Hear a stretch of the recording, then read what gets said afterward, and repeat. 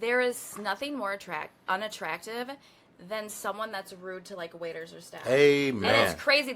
Someone can be so nice to you, and I've had that multiple times. So nice, well, because obviously they want something. But don't look at someone for how they act towards you because they want something from you. Right. Notice how someone treats someone else, Yeah. right? That Yeah. they don't want anything from, because that's when they don't want anything from you anymore, or you That's need wise. them more than they need you.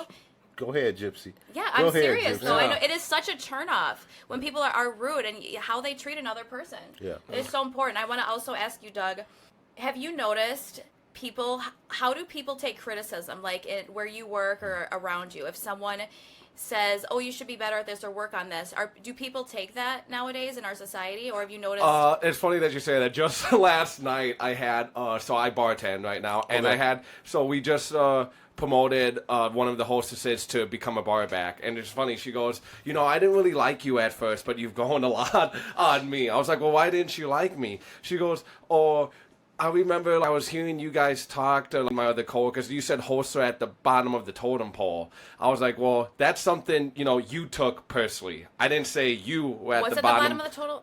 Oh, Hosts in the restaurant industry. she took it Which, personal. yeah, and I wasn't, attacking her at all. And I don't even remember the actual, context of, the discussion that we were having with me and my bartenders. But anyone who's been in the service industry, host is that if you don't have any experience, you're at the host stand. Right, And then you work up, and then you work up to wait assist. the truth. I bartend now. I started at Expo. That's for anyone, the Expo is the dude who's taking down the food and setting it down on the place. I expoed at hosted. I've been at the bottom of the totem pole. I wasn't seeing it as an insult or anything towards anyone. It is what it is. When you're it's an entry level position to get in the service industry. I worked through it and got my way up. Everyone's done it. But she took that personally, like I was judging her or attacking her. I was like, you weren't even a part of the conversation. Right. What is it? Your own insecurities or your own defensiveness that made you feel that way? And if you're a host, I know a lot of people that just love hosting. Yeah. I wasn't trying to knock it down or servers or better than hosts in any way, shape, or form. Yeah. There's a lot of just trash servers and bartenders out there too, So I don't think people take criticism very well at all nowadays.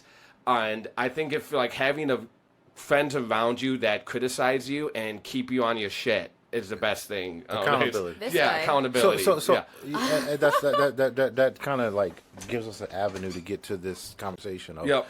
accountability is something that you can't hold people. Now, if you hold people accountable now, you are the devil himself. Yeah. And it can be just the most practical thing. Like I'm around a lady that she doesn't do well with answering questions or being on time, right? She doesn't do well with that. Right? And Yeah.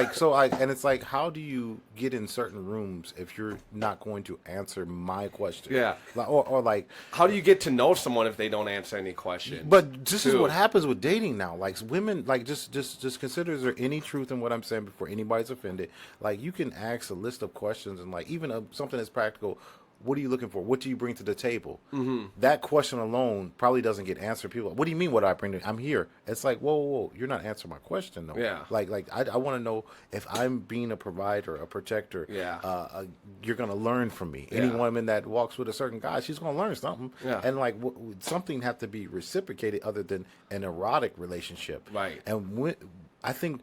Don't get me wrong. If God made anything better than a black woman, He kept it to Himself, right? But I like that. but the sisters have this sense of it's this Attitude or a little or bit. chip on their shoulder, you could say. A little bit of attitude is nice. Yeah, you it want is. your woman to have a little bit of feistiness. You do. That's good. And then every guy is gonna have different needs. You hear guys talking, you take a survey. Some guys are gonna say, "I want a woman to be submissive in this and support me," and it's that's completely foreign. I don't want nobody submissive. So that word submissive, that's when a woman sees value in that man, she will comply with his needs. I don't have to tell a woman to submit. Right. You hear guys be, "Oh, she got to submit," and it's no, you're displaying something, brother, where she's "You're a clown. I'm not about to submit or comply with what he needs. This dude's a clown." But guys won't be accountable to what they're displaying. If you display a certain thing to a woman, You don't have to tell her like, look, this is how I need you to talk to me, and this is what's expected. She's just gonna fall. It's a human nature. Yeah. But everybody wants to just be the it thing without no adversity, no conjunction. They just want to be this guy that's boss of everything. It's like, you ain't been through nothing. You ain't never served nobody. You ain't Right. never followed. You ain't never learned from no. You don't even got a mentor. Like, how do you expect you just to know it all and then have somebody eating out of the palm of your hand when like you're not reciprocating that? And then on the woman's end, it's like these YouTube videos are giving women ill fallacies of how to deal with men. What do they say? So, What do they say